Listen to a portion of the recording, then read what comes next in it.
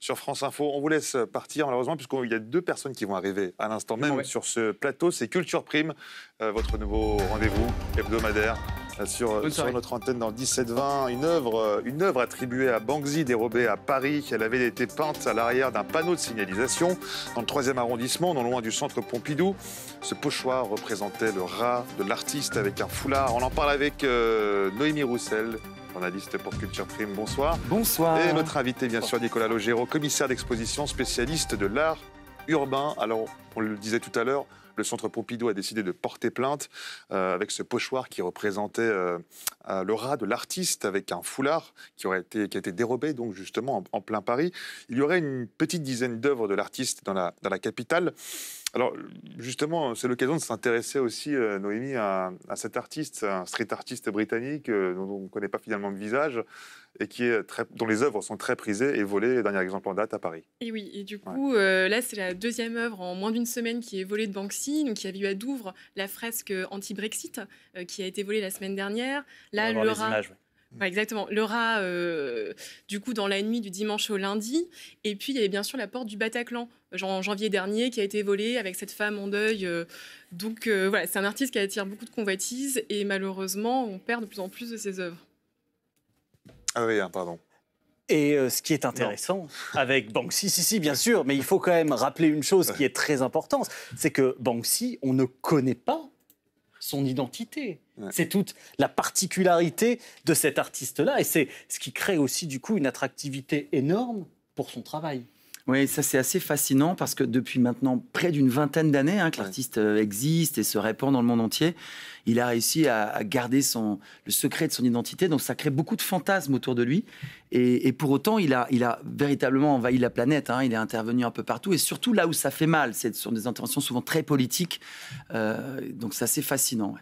On a vu avec Noémie des œuvres de Banksy qui étaient volées.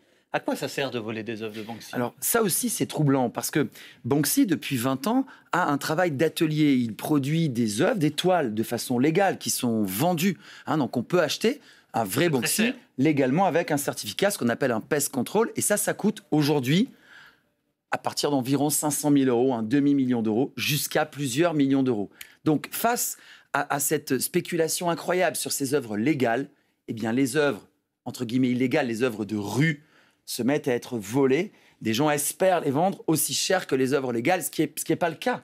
Ces œuvres-là sont invendables. Mais qui pourrait acheter l'œuvre volée au Bataclan en hommage aux victimes des attentats ? Simplement pour le plaisir de mettre dans son salon. Alors, soit un collectionneur fou, voyou, qui va enfermer ça dans un coffre pendant 30 ou 40 ans, pour ses enfants ou petits-enfants, je ne sais pas, soit des bandes organisées qui espèrent le vendre. Mais alors là, bon courage, je ne vois pas quel collectionneur dans le monde entier ou quel homme fortuné ou femme fortunée va acheter une œuvre dérobée à la rue, sans certificat, sans rien. Ce qui est sûr, c'est ce que j'allais y venir, je pense qu'on veut parler de la même chose, de cette identité de Banksy. Noémie, peut-être que ça attire aussi de ne pas savoir qui c'est. Vous en savez un peu plus ? J'en sais un peu plus. C'est vrai que son identité est un mystère, mais vous allez voir, sans vouloir trop vous spoiler le sujet, c'est pas finalement tant un mystère que ça. En tout cas, il y a une piste qui s'avère être la bonne. Regarde. Disguised because you can't really be a graffiti writer and then go public on it.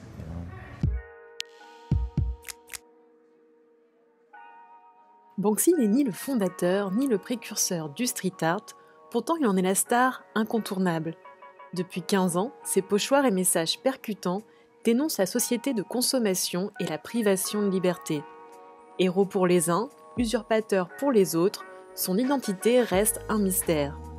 Homme, femme, collectif, les rumeurs entretiennent sa légende et surtout sa cote sur le marché de l'art. Banksy serait né en 1974 dans la ville britannique de Bristol. Grâce à ses œuvres provocatrices et engagées, il se fait petit à petit un nom. Comme en témoigne cette mise en scène pour dénoncer la cruauté de l'industrie alimentaire. Banksy se fait surtout connaître en 2005 avec son projet Santa's Ghetto, où il réalise des peintures sur le mur de Bethléem, condamnant la barrière de séparation israélo-palestinienne.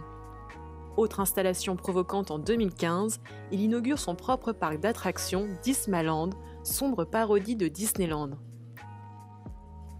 Et il récidive en 2017 avec le Waldorf Hotel, un hôtel 3 étoiles avec vue sur le mur de séparation en Cisjordanie. Plus récemment, c'est lors d'une vente aux enchères chez Sotheby's que Banksy fait de nouveau parler de lui. Après avoir été adjugé 1 200 000 €, l'œuvre Girl with Balloon s'autodétruit au moyen d'une déchiqueteuse à papier dissimulée dans le cadre. Un coup de génie de l'artiste qui continue de rester dans l'ombre, pourtant son identité aurait été dévoilée 10 ans plus tôt. En 2008, The Mail on Sunday affirme que Banksy n'est autre que Robin Cunningham, un artiste originaire de Bristol, mais l'information n'est pas reprise, faute de crédibilité accordée au tabloïd. Nouveau rebondissement en 2016, le journaliste Craig Williams dévoile que Banksy est le leader du groupe Massive Attack, Robert Del Naja, lui aussi street artiste originaire de Bristol. Son enquête met en parallèle l'apparition des œuvres de l'artiste avec les dates de concert du groupe, mais encore raté, Banksy dément lui-même être Robert Del Naja.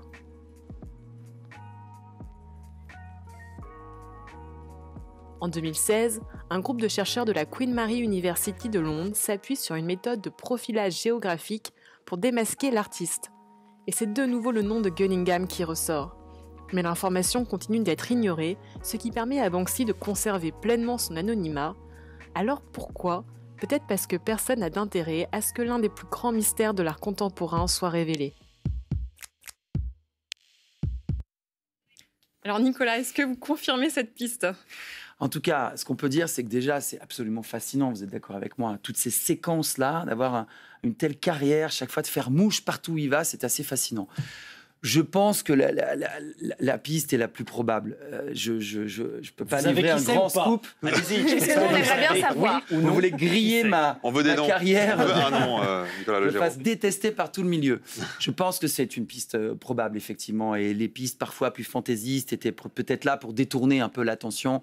Mais celle-là semble la plus probable. Après, voilà, il faut qu'on continue à creuser un petit peu. Et si c'est avéré, est-ce que vous pensez que sa cote, finalement, serait touchée suite à cette révélation ? Je pense pas, sincèrement, son génie, c'est d'être là au bon moment. Vous voyez, quand il vient à Paris, il vient dans la crise des migrants, le problème de l'Aquarius. Il vient parler juste à ce moment-là pour sensibiliser les politiques. Vous voyez, il est en phase avec l'actualité, en fait. Oui, il y a des messages aussi derrière ça. Et peut-être aussi, si on se dit un mot de Venise. Oui, parce qu'effectivement, c'est un peu prémonitoire parfois à Venise. Je ne sais pas si vous vous souvenez du paquebot qu'il avait peint sur ses œuvres. Pour dénoncer ces paquebots, je ne sais pas si c'est les marques images, qui traversent la lagune, voilà.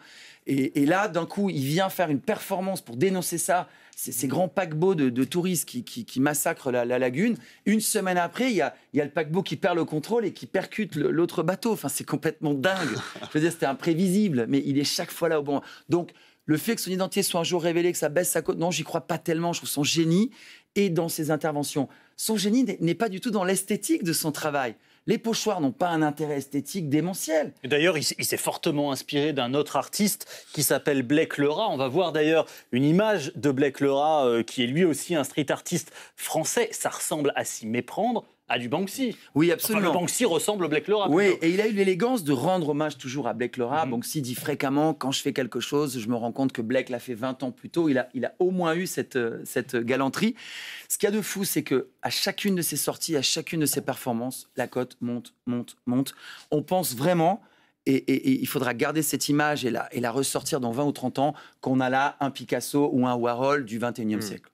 Merci beaucoup. On est très déçus parce qu'on ne connaîtra pas finalement l'identité du vrai Banksy. Merci Noémie Roussel du Culture Com d'avoir été avec nous. Merci également Nicolas Legéro. Je rappelle, vous êtes directeur de l'ICART, l'école de management dans la culture et cofondateur de Fluctuart. Merci d'avoir été avec nous. Oui, on a deux Banksy d'ailleurs à découvrir sur Fluctuart, là, à Paris, quand vous voulez. Vous les avez chez vous ou pas ? Non, dans le centre d'art. Merci à vous, c'est la fin de ce 17-20. On vous retrouve dans quelques secondes même, je dirais, Lucie, pour l'essentiel de l'actu. À demain. À demain.